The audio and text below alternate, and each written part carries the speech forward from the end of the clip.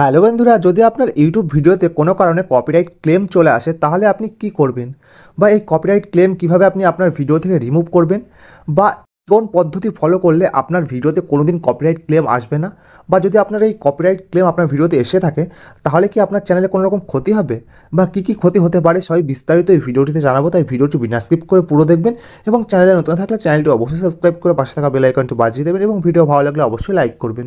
তো চলুন শুরু করি। তো প্রথমেই বলে দিই ইউটিউব ভিডিওতে কেন কপিরাইট ক্লেম আসে। যদি আপনি কোনো শর্ট ভিডিও বা লং ভিডিও আপলোড করছেন, দেখবেন সেই শর্ট ভিডিও বা লং ভিডিওর ব্যাকগ্রাউন্ডে যদি কোনো কারণে কোনো গান বাজে তাহলে কিন্তু বেশি পরিমাণ কপিরাইট ক্লেম আসে। ধরুন আপনি ভিডিও শ্যুট করছেন, ভিডিও রেকর্ড করছেন, তখন কোনো পাশের সাইডে কোনো মাইকে বা বক্সে কোনো গান চলছে, তো সেই গান যদি আপনার ভিডিওতে থেকে যায়, যদি আপনি সেই গানটি রিমুভ না করেন এডিট করার সময়, তাহলে কিন্তু আপনার চ্যানেলে বা আপনার ইউটিউব ভিডিওতে কপিরাইট ক্লেম অবশ্যই আসবে, সেটি শর্ট ভিডিও হোক বা লং ভিডিও হোক। যদি শর্ট ভিডিওতে আপনি ইউটিউব লাইব্রেরি থেকে যে কোনো সং সেট করুন তাহলে কিন্তু কোনো রকম কপিরাইট ক্লেম আসবে না। যদি ওই সঙ্গে যদি আপনি আলাদাভাবে আপনার ভিডিওতে সেট করেন তাহলে কিন্তু অবশ্যই আপনার চ্যানেলে কপিরাইট ক্লেম আসবেই, এবং এরপরে কিন্তু কপিরাইট স্ট্রাইক পর্যন্ত আসতে পারে আপনি যদি বারবার এই ভুলটি করেন। তো এই জন্য মূলত কিন্তু আপনার ইউটিউব ভিডিওতে বা সবার ইউটিউব ভিডিওতে কপিরাইট ক্লেম আসে।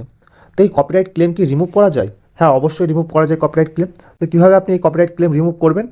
তো কপিরাইট ক্লেম রিমুভ করার জন্য সর্বপ্রথম আপনার যে ওয়াইটি স্টুডিও আছে সেই ওয়াইটি স্টুডিওটি অ্যাপ্লিকেশনটি প্রথমে আপনার যে গুগল ব্রাউজার রয়েছে বা ক্রোম ব্রাউজার, সেই ক্রোম ব্রাউজারে যাবেন, এখানে গিয়ে সার্চ করবেন ওয়াইটি স্টুডিও লগ ইন বলে। তো ওয়াইটি স্টুডিও লগ ইনের উপর ক্লিক করবেন, দেখুন আমি মার্ক করে দেবো।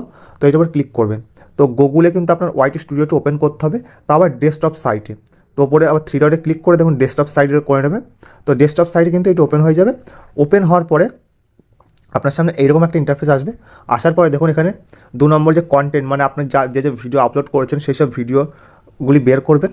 বের করার পরে যে ভিডিওতে আপনার কপিরাইট ক্লেম হয়েছে, সেটি শর্ট ভিডিও হোক বা লং ভিডিও, দেখুন তার পাশে সব সাইডে লেখা থাকবে যে কোন ভিডিওতে কপিরাইট ক্লেম এসেছে।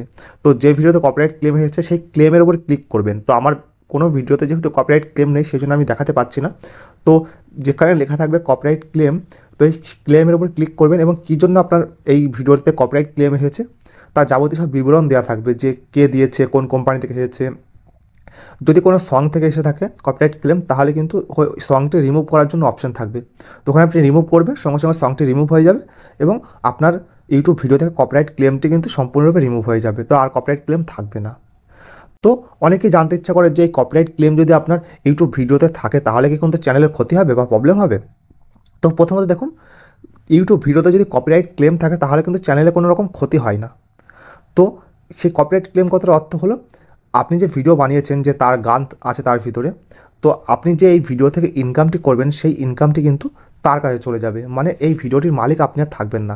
তো যার গান আপনি ব্যবহার করেছেন সে কিন্তু সেই ভিডিওর মালিক হয়ে যাবে।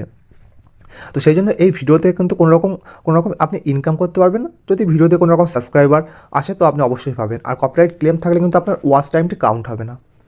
তো আর যদি আপনি ইউটিউব চ্যানেল মনিটাইজেশনের জন্য অ্যাপ্লাই করছেন কিন্তু আপনার ইউটিউব ভিডিওতে কোনো রকম কপিরাইট ক্লেম রয়েছে, তো চেষ্টা করবেন যে কপিরাইট ক্লেম ভিডিওগুলি ডিলিট করে দেওয়ার। তো তাহলে কিন্তু আপনার চ্যানেল মনিটাইজেশন করতে কোনো রকম প্রবলেম হবে না। কারণ ইউটিউব কোম্পানি যে রিভিউ করবে, যদি দেখে যে আপনার চ্যানেলে কপিরাইট ক্লেম রয়েছে ভিডিওতে, তখন কিন্তু অনেক সময় মনিটাইজেশন ডিলিট করে দেয় বা রিজেক্ট করে দেয়। তাই চেষ্টা করবেন যে ভিডিওতে কপিরাইট ক্লেম এসেছে সেই ভিডিওটি ডিলিট করে দেওয়ার। আর সবসময় চেষ্টা করবেন যে আপনার যেন ভিডিওর ব্যাকগ্রাউন্ডে কোনো রকম কোনো গান না বাজে। তো গান যদি থেকে যায় তাহলে কিন্তু আপনি এডিট করার সঙ্গে সঙ্গে কিন্তু সেই গানটি মুছে ফেলবেন, তা নাহলে কিন্তু অবশ্যই আপনার ইউটিউব ভিডিওতে কপিরাইট ক্লেম আসবে। আর কিন্তু এরপরে কিন্তু কপিরাইট স্ট্রাইক পর্যন্ত আসতে পারে, তাই রিস্ক নেবেন না, কোনো রকম গান সেট করবেন না। তো ইউটিউব লাইব্রেরি থেকে আপনি গান সেট করতেই পারেন, তাহলে কোনো রকম কিছু প্রবলেম হবে না। সেটি শর্ট ভিডিওর জন্য শুধুমাত্র প্রযোজ্য। তো লং ভিডিওর জন্য কোনো রকম আপনি গান সেট করতে পারবেন না। তো আশা করি ভিডিওটি ভালো লেগেছে। তো ভিডিও শেষ পর্যন্ত দেখার জন্য অসংখ্য ধন্যবাদ।